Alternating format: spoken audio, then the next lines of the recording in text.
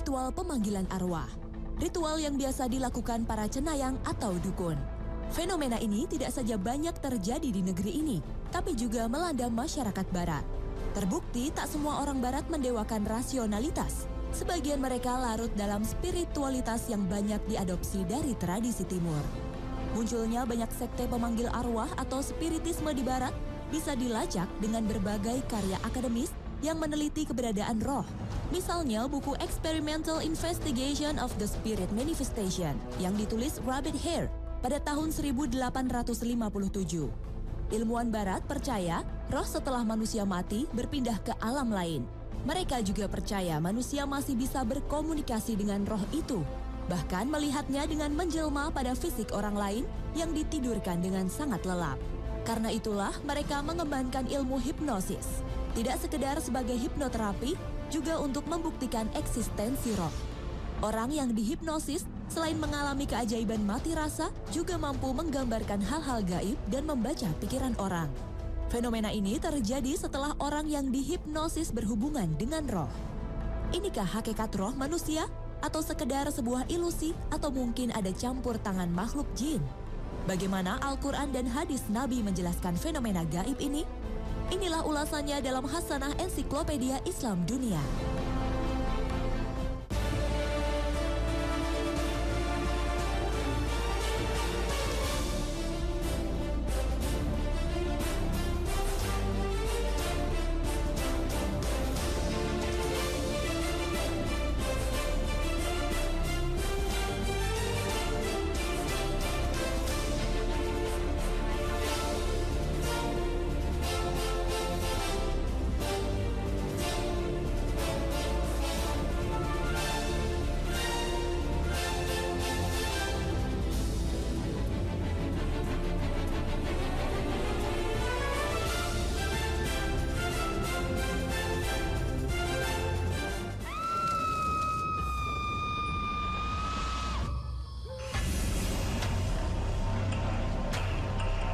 Assalamualaikum warahmatullahi wabarakatuh.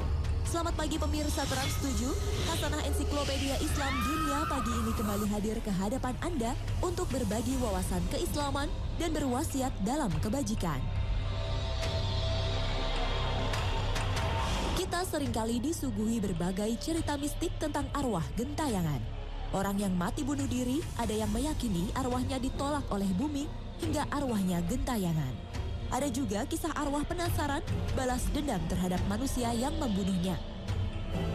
Mungkinkah arwah manusia kembali lagi ke dunia? Ruh atau dalam bahasa Indonesia disebut roh adalah hal gaib yang bagi umat Islam wajib mempercayai keberadaannya.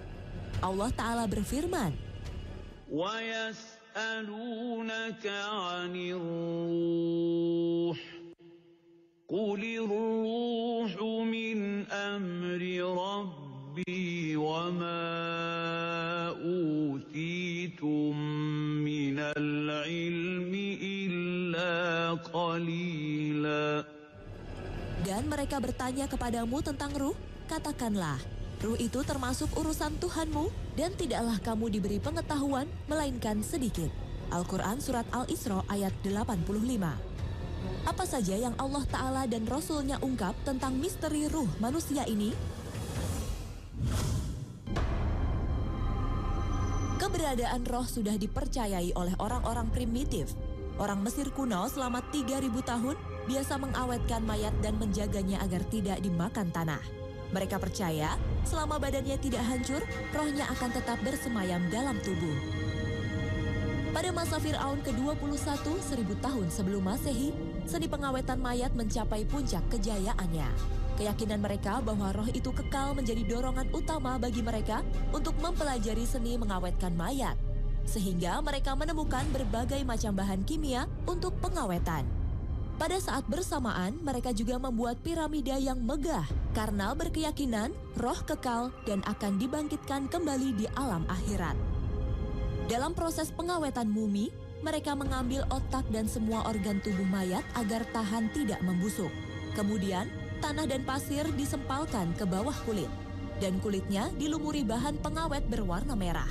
Begitu pula wajahnya supaya terlihat seperti orang yang masih hidup. Lalu dipasangkan bola kristal sebagai ganti dari 2 bola matanya. Setelah proses pengawetan selesai, digelarlah ritual. Dan mereka meyakini si mayat sudah bisa melihat, mendengar, dan berbicara dengan manusia yang masih hidup. Menurut Dr. Said Uwari, seorang peneliti dari Pusat Penelitian Nasional Mesir, orang Mesir kuno memiliki keyakinan tentang kekalnya ruh. Orang yang mati masuk ke dalam ruang kebenaran untuk disucikan dosa-dosanya. Setelah itu, dia bisa melihat wajah Dewa Osiris. Mereka juga percaya adanya perhitungan amal manusia di depan Dewa Osiris, didampingi 2 dewa, Isis dan Nephthys. Di kedua sisi berjejer 9 dewa yang dipimpin oleh Dewa Ra, Dewa Matahari. Dalam mahkamah ini, sekretaris para dewa bernama Thoth berdiri di samping timbangan amal sambil mencatat perhitungannya di atas kertas. Dalam mahkamah itu berdiri juga Horus, Dewa Kebenaran, dan Ma'at, Dewa Keadilan. Sedangkan di belakang Thoth berdiri seekor binatang buas untuk memangsa roh. Jika terbukti selama hidup di dunia berbuat aniaya dan banyak dosa. Dalam pengadilan ini, jantung orang yang mati akan keluar dari tubuhnya untuk memberikan kesaksian. Jika dinyatakan tidak bersalah, ia akan tinggal bersama roh dan para dewa di taman kebahagiaan. Sedangkan apabila roh ingin dikembalikan ke taman kebahagiaan di dunia, maka ia akan menitis pada burung dan binatang lainnya atau mengunjungi muminya. Ahmad Shauqi Ibrahim dalam bukunya Ar-Ruhu wan Nas wal Aql wal Qarin berpendapat, kesaksian anggota tubuh terhadap perbuatan manusia yang diyakini orang Mesir kuno sebenarnya warisan ajaran yang dibawa Nabi Idris alaihi salam. Tapi sebagian sudah diselewengkan. Sebagaimana Allah Ta'ala berfirman, Al-yawma nakhtimu ala afwahihim wa tukallimuna aydihim wa tashhadu arjuluhum bima kanu yaksibun. pada hari ini kami tutup mulut mereka dan berkatalah kepada kami tangan mereka dan memberi kesaksianlah kaki mereka terhadap apa yang dahulu mereka usahakan. Al-Quran Surat Yasin ayat 65.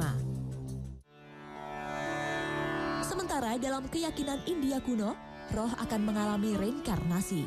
Roh yang baik akan keluar dari tubuhnya apabila ia mati, kemudian akan ditemui Dewa Yama dan membawanya ke swarga loka untuk menikmati berbagai kelezatan.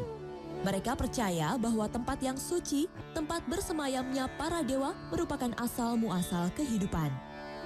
Masih menurut mereka, roh manusia adalah anugerah dewa dan lebih mulia dari raga berwujud fisik yang fana. Roh akan menitis dari satu tubuh ke tubuh lainnya, baik tubuh manusia maupun hewan. Amal kebaikan manusia sangat menentukan kemana roh itu menitis. Perpindahan roh itu berlangsung secara bertahap dari tubuh yang tinggi ke tubuh yang lebih tinggi derajatnya hingga mencapai kesempurnaan bersama para dewa. Tapi bagi ia yang banyak melakukan kesalahan, maka akan menitis pada tubuh yang lebih rendah derajatnya, bahkan ke tubuh binatang agar dosanya diampuni. Karena itulah mereka begitu menghormati hewan karena dianggap sebagai roh titisan.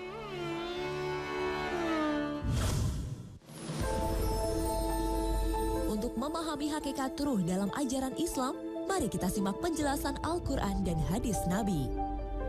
Dalam berbagai ayat, kata ruh digandeng dengan diri Allah sebagai bentuk pemuliaan, bukan bagian dari zatnya. Dalam surat Al-Hijr ayat 29, Allah berfirman, "Maka apabila aku telah menyempurnakan kejadiannya dan telah meniupkan ke dalamnya roh ciptaanku, maka tunduklah kamu kepadanya dengan bersujud." Para ulama berbeda pendapat apakah ruh sama dengan nyawa. Namun dari Ahmad Shauqi Ibrahim dalam bukunya Ar-Ruhu wan Nas wal Aql wal Qarin berpendapat, ruh sejatinya bukanlah nyawa. Terbukti malaikat baru meniupkan ruh ke dalam janin pada bulan keempat masa kandungannya, sedangkan janin sudah hidup di rahim, tumbuh dan berkembang. Jadi, ruh bukan penyebab kehidupan janin. Dengan mengutip hadis Bukhari Muslim, Ibnu Hajar Al-Asqalani dalam kitabnya Fathul Bari menyatakan Para ulama sepakat fase ditiupkannya ruh ke janin setelah melewati masa 4 bulan atau 120 hari. Setelah pembuahan, 40 hari kemudian malaikat bersemayam. Janin terus tumbuh dalam bentuk nutfah, kemudian 40 hari kemudian berbentuk segumpal darah, dan 40 hari kemudian berbentuk potongan daging. Sebelumnya Allah Ta'ala meniupkan ruh kepada janin, ruh terlebih dahulu mengadakan persaksian di hadapan Allah untuk beriman dan menjalankan perintahnya. Menurut Ahmad Shauqi Ibrahim, ruh bukanlah suatu benda berfisik, melainkan suatu potensi yang mengandung energi cahaya. Ruh tidak terbentuk sebagai hasil percampuran aneka tabiat dan lingkungan. Ia adalah makhluk berdiri sendiri dan memiliki tabiat yang jauh berbeda dengan tabiat tubuh. Ruh, jiwa, dan akal masing-masing adalah unsur yang berdiri sendiri yang membentuk jati diri manusia. Jiwa kadang-kadang menyuruh manusia berbuat kejahatan, sedangkan ruh selalu tunduk kepada perintah Allah Azza wa Jalla. Jiwa hanya meninggalkan tubuh ketika raga telah mati, sedangkan ruh dapat meninggalkan tubuh ketika tidur kemudian kembali ketika terjaga. Ia akan meninggalkan tubuh jika tubuh mati. Karena itu, ketika bangun tidur, kita disunahkan untuk berdoa. Alhamdulillahilladzi ba'dana amatana wa ilaihi nusur. Segala puji bagi Allah yang telah mematikan dan menghidupkan. Jiwa akan dihisap pada hari kiamat sebagaimana dijelaskan dalam surat Al-Mudaththir ayat 38. Tiap-tiap jiwa bertanggung jawab atas apa yang telah diperbuatnya. Sementara ruh manusia tidak akan dihisap dan tidak akan mendapat siksaan neraka sebagaimana Allah berfirman. Pada hari ketika orang-orang munafik laki-laki dan perempuan berkata kepada orang-orang yang beriman, "Tunggulah kami supaya kami dapat mengambil sebagian dari cahayamu," dikatakan kepada mereka, "Kembalilah kamu ke belakang dan carilah sendiri cahaya untukmu." Al-Quran Surat Al-Hadid ayat 13. Para ilmuwan barat penasaran untuk mengungkap rahasia roh manusia dan di manakah keberadaannya saat orang tertidur dan bermimpi. Pada tahun 1920-an, seorang ilmuwan Jerman, Hans Bega, menemukan sebuah alat perekam gelombang listrik pada otak, mata, dan otot yang disebut elektroencephalogram. Para ilmuwan menemukan gelombang listrik yang ditimbulkan oleh sel otak selalu berubah-ubah. Ketika seseorang mulai tidur, memasuki 5 tahapan gelombang alfa yang dalam keadaan terjaga bergerak dengan kecepatan 10 CPS, cycles per second, menjadi tidak nampak dan diganti dengan gelombang yang lebih kecil dan lebih cepat dari gelombang alfa. Apabila seseorang masuk ke periode lebih nyenyak lagi, maka akan muncul gelombang listrik lebih besar dari otak, tapi lebih lambat, disebut gelombang delta dengan kecepatan 1-4 CPS. Saat gelombang delta semakin bertambah, ketegangan otot tubuh hilang dan gelombang listrik pada otak menjadi kecil dan cepat. Pada saat ini, elektroencephalogram mencatat gerakan mata yang cepat atau disebut rapid eye movement yang berlangsung beberapa menit kemudian berhenti. Dan orang yang tidur kembali ke tahapan delta. Pada saat REM, kedua bola mata bergerak secara horizontal ke kanan dan ke kiri sangat cepat. Para ilmuwan percaya inilah fase orang dalam keadaan bermimpi, yang antara lain juga ditandai dengan kelumpuhan otot sementara. Namun, para ilmuwan belum menemukan bagaimana roh keluar dari tubuh saat orang sedang tidur, dan bagaimana hubungan antara roh dan mimpi. Apalagi, para penafsir mimpi tidak bisa membedakan mana mimpi yang berasal dari setan dan mimpi yang berasal dari roh. Rasulullah Shallallahu Alaihi Wasallam bersabda, riwayat dari Jabir, apabila salah seorang di antara kalian bermimpi, maka janganlah dia memberitahukan kepada siapapun tentang apa yang dimainkan oleh setan terhadap dirinya sewaktu tidur. Hadis riwayat Muslim. Dalam hadis lain dari Qatadah, Rasulullah bersabda, mimpi yang benar berasal dari Allah, sedangkan mimpi biasa berasal dari setan. Maka apabila salah seorang di antara kalian memimpikan sesuatu yang tidak dia sukai, hendaklah dia meludah di sebelah kirinya 3 kali, dan hendaklah dia memohon perlindungan kepada Allah darinya. Karena dengan begitu, ia tidak membahayakan dirinya. Hadis riwayat Muslim. Keberadaan ruh pada saat tidur merupakan fenomena gaib yang hanya Allah Ta'ala yang tahu. Namun Allah telah menggambarkan dalam firman-Nya, الله يتوفى الأنفس حين موتها والتي لم تمت في منامها فيمسك التي قضى عليها الموت ويرسل الأخرى إلى أجل مسمى إن في ذلك لآيات لقوم يتفكرون. Diriwayatkan dari Sa'id bin Jubair dari Ibnu Abbas radhiyallahu anhu. Beliau menjelaskan dalam tafsirnya tentang ayat ini. Sesungguhnya ruh orang yang hidup dan ruh orang yang mati bertemu dalam mimpi. Mereka saling mengenal sesuai yang Allah kehendaki. Ketika masing-masing hendak kembali ke jasadnya, Allah menahan ruh orang yang sudah mati di sisinya dan Allah melepaskan ruh orang yang masih hidup ke jasadnya. Riwayat ini banyak dikutip, misalnya dalam tafsir At-Tabari dan Al-Qurtubi. Kisah para sahabat yang bermimpi bertemu dengan orang yang sudah wafat banyak diriwayatkan antara lain kisah sahabat Sabit bin Qais radhiyallahu anhu. Ia meninggal saat terjadi perang Yamamah untuk memerangi nabi palsu Musailamah al-Kadzab.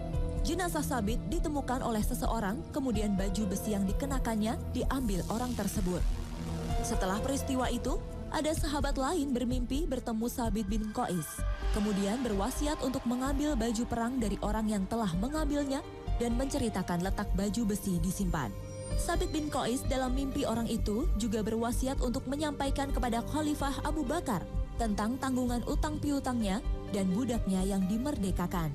Kisah ini antara lain ditulis dalam kitab Dalailan Al-Nubuwah karya Imam Baihaqi dan kitab Al-Ittihaf karya Al-Busiri.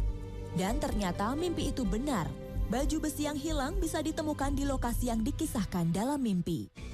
Dalam kitab Ar-Ruh, Ibnu Qayyim juga mengutip riwayat Abdullah bin Umar bin Abdul Aziz.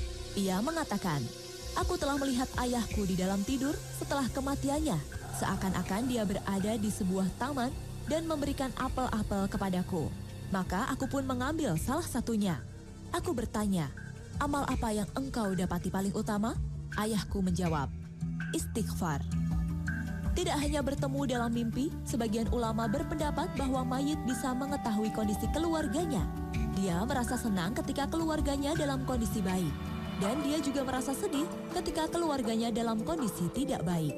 Ada juga yang berpendapat, mayit bisa melihat kondisi keluarganya selama 40 hari. Namun sebagian ulama juga berpendapat lain. Seorang mayit sudah terputus hubungannya dengan orang yang masih hidup. Karena tidak ada keterangan baik dalam Al-Quran maupun hadis. Seorang mayit sibuk di alam barzah, baik tengah berada dalam kenikmatan atau azab Allah.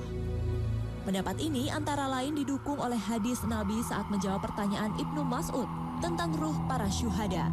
Rasulullah bersabda, ruh-ruh mereka di perut burung hijau. Burung itu memiliki sarang yang tergantung di bawah arsy. Mereka bisa terbang kemanapun di surga yang mereka inginkan. Kemudian mereka kembali ke sarangnya. Kemudian Allah memperhatikan mereka dan berfirman, "Apakah kalian menginginkan sesuatu?" Mereka menjawab, "Apalagi yang kami inginkan? Sementara kami bisa terbang di surga kemanapun yang kami inginkan." Namun Allah selalu menanyai mereka 3 kali. Sehingga ketika mereka merasa akan selalu ditanya, mereka meminta, "Ya Allah, kami ingin Engkau mengembalikan ruh kami di jasad kami, sehingga kami bisa berperang di jalan-Mu untuk kedua kalinya." Ketika Allah melihat mereka sudah tidak membutuhkan apapun lagi, mereka ditinggalkan. Hadis riwayat Muslim. Banyak ulama yang menasihati untuk tidak menyibukkan dalam persoalan gaib ini, karena tidak memberi banyak manfaat. Lebih baik untuk menunaikan semua tanggungan mayit, seperti hutangnya, nazarnya, dan wasiatnya, kemudian mendoakannya. Hanya Allah Ta'ala yang maha tahu bagaimana kondisi ruh di alam barzah. Namun Rasulullah pernah berpesan dalam hadis yang bersumber dari Abu Qatadah. Jika salah seorang dari kalian menangani saudaranya yang meninggal dunia, maka kafanilah dia dengan kafan yang bagus. Sesungguhnya para penghuni kubur itu saling menziarahi di dalam kubur mereka. Hadis riwayat At-Tirmizi, An-Nasai, dan Ibnu Majah.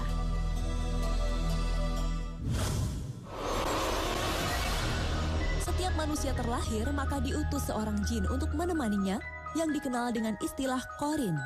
Mereka ditugaskan untuk menyesatkan manusia seperti dijelaskan dalam surat Qaf ayat 27. Yang menyertai manusia berkata, "Ya Tuhan kami, aku tidak menyesatkannya, tetapi dialah yang berada dalam kesesatan yang jauh." Dari Ibnu Mas'ud radhiyallahu anhu, Rasulullah bersabda, "Setiap orang di antara kalian telah diutus untuknya seorang Qorin atau pendamping dari golongan jin." Para sahabat bertanya, "Termasuk Anda, wahai Rasulullah?" Beliau menjawab, "Termasuk saya. Hanya saja Allah membantuku untuk menundukkannya sehingga dia masuk Islam. Karena itu dia tidak memerintahkan kepadaku kecuali yang baik." Hadis riwayat Muslim. Karena tipu daya setan, manusia mengaku-ngaku mampu memanggil arwah para leluhur yang menitis pada seseorang. Padahal Allah Ta'ala sudah tegaskan dalam firman-Nya. Demikianlah keadaan orang-orang kafir itu.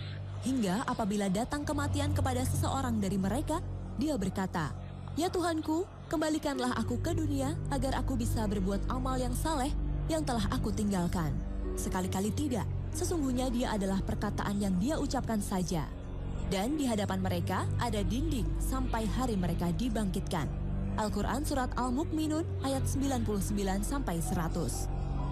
Oleh karena itu, berhati-hatilah dengan semua tipu daya setan yang menyusup pada berbagai ritual pemanggilan roh, bahkan metode pengobatan dengan bantuan jin, karena tidak sesuai dengan syariat Islam.